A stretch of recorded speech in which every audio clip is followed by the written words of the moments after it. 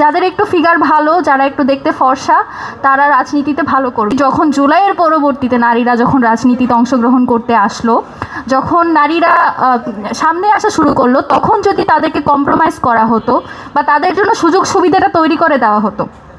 এই ব্যাপারটা এমন নয় যে নারী বলে তাকে আপনি এক্সট্রা সুবিধা দিচ্ছেন।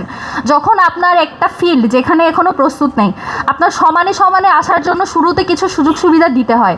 নারীরা যখন সমান সমানে আসতে পারছেনি, যখন তাদের জন্য আসার পথটাই বন্ধ, তখন যখন আপনি তাকে এইটুকু কম্প্রোমাইজ করবেন না, আপনি যে জায়গাটা হোল্ড করে আছেন, একজন নারী যখন সামনে আসবে, সে যখন আপনার যোগ্যতার সমান, তখন যদি আপনি তার জন্য ওইটুকু কম্প্রোমাইজ না করেন, তাহলে তো তার পক্ষে সামনে আসা সম্ভব না। তো এইটুকু কম্প্রোমাইজ না করার কারণে যেটা হয়েছে, আমরা দেখেছি যে জাতীয় নির্বাচনে তত সংখ্যক নারীকে আমরা মনোনয়ন নিতে দেখিনি।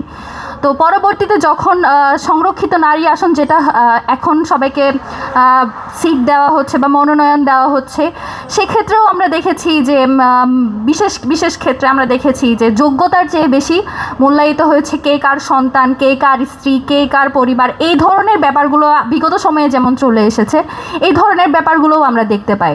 তো জুলাই কন্যাদের যে অবদান ছিল, সেটা তো আর বলার অপেক্ষা রাখে না। সেটা কিভাবে একটা আন্দোলনকে গণঅভ্যুত্থানের রূপ দিয়েছে।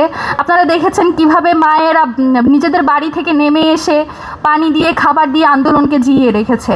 কিংবা আমরা এটাও দেখেছি যে যখনই জুলাই গণঅভ্যুত্থান রিলেটেড কিছু আসে, যে মা তার সন্তানকে বলছে যে আন্দোলনে যেতে, তো কোন মা তার সন্তানকে এরকম মৃত্যু যেন ঠেলে দিতে পারে? বাংলাদেশের বাঙালি মায়েরা ছাড়া এটা খুব সম্ভবত বাকি কারো পক্ষে সম্ভব হয়ে ওঠে নাই। তো এই যে পুরো প্রেক্ষাপটের বেসিসে যখন আমরা রাজনীতিতে আসলাম, যখন এই একটা অবস্থানে আসলো, বা জুলাই সনদ যেখানে নারীদের অধিকার নিশ্চিতের জন্য একটা ধারা নিশ্চিত করলো বা একটা উপধারা তৈরি করলো, সেটাকেও যখন আপনি মূল্যায়ন করেন না, তখন আসলে বাংলাদেশের নারীরা যেখানে দেখেছে সে যত যোগ্যতাই থাকছে, তার যোগ্যতা অনুযায়ী তার বিচারটা হবে না, বা সে যে যোগ্যতা নিয়ে একটা জায়গায় যাচ্ছে সেটার মূল্যায়ন করা হবে না, তখন বোধ করি কেউ আর ওভাবে সামনে আসতে সাহসটা পায় না। আমরা দেখতে পাই যে বিগত সময়ে আমরা যেরকম দেখেছি যে জুলাইয়ের আগে আমরা দেখতাম যে ছাত্রলীগ যখন এই মধুর ক্যান্টিনে তারা যখন প্রোগ্রাম করতো, তখন খুঁজে খুঁজে বলা হতো যে যেই মেয়েরা সুন্দর, যেই মেয়েরা একটু দেখতে, যাদের, আমি এইভাবেই বলছি, মানে তাদের ভাষ্য মতো যেমন ছিল সেভাবেই বলছি, এটাকে কেউ অন্যভাবে নেবেন না, যাদের একটু ফিগার ভালো, যারা একটু দেখতে ফর্সা, তারা রাজনীতিতে ভালো করবে, এই ধরনের একটা কথা প্রচলিত ছিল।